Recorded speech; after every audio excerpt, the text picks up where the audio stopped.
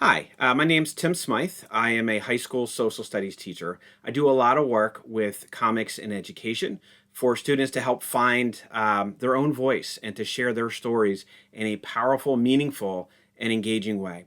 I run a website called teachingwithcomics.com where I share a lot of lessons, particularly with using Pixton, so students can create their own comics.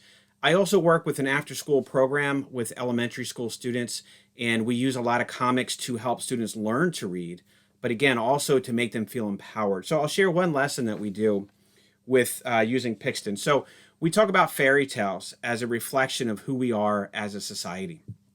And I have my students create fairy tales with a modern twist in a comic format. And what students have shared with me has been so powerful. It's about identity issues, issues about race, issues about things that they're worried about that they normally wouldn't feel comfortable sharing with me.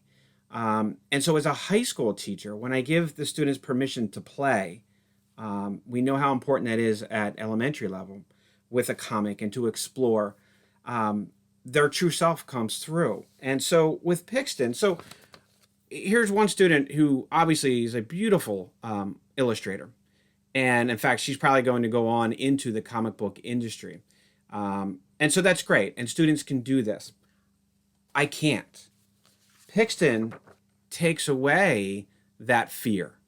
Pixton takes away that fear, that artistic fear. But even for the most gifted drawers, this is a great way to storyboard. This is a great way to get past that fear of the blank page that we're all afraid of when we first see. Pixton allows us to have avatars and backgrounds and things that we can manipulate and make our own. So we don't have to stress about those things. We can focus more on telling our story. And so I've had students write stories about strangers online and stranger danger and social media issues and what you have to be careful about. I've had students write about protesting for civil rights issues.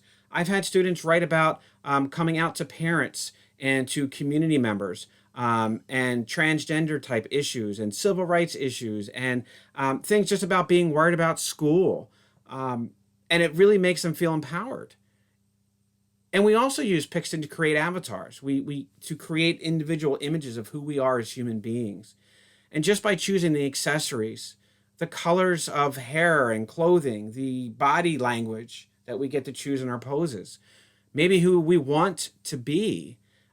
This is a very fast visual representation of our students that we do in the first week of school. And it really allows me a window into their life in a way that a quick conversation or even a short paragraph or two written response would do. So we use Pixton a lot throughout the course of the year to make comics, to help our students feel part of the story.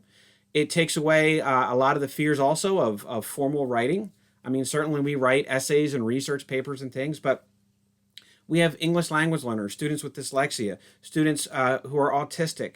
And so creating comics really allows our students to express themselves and their stories in a way that other mediums can't, in a way that formal writing and presentations really just can't all the time. So it's another tool in the toolbox. And like I said, from my own personal experience in after school programs with disadvantaged students, students from family backgrounds, broken homes in terms of parents being placed in jail, in poverty. It allows me in an emotional way to connect with that student who really wouldn't normally feel comfortable sitting next to me and telling me their story. But this comic that they then share with the fellow students in a very powerful way and fun way. I know the topics aren't always fun, but in a very fun way, in an engaging way that other things quite often just can't do.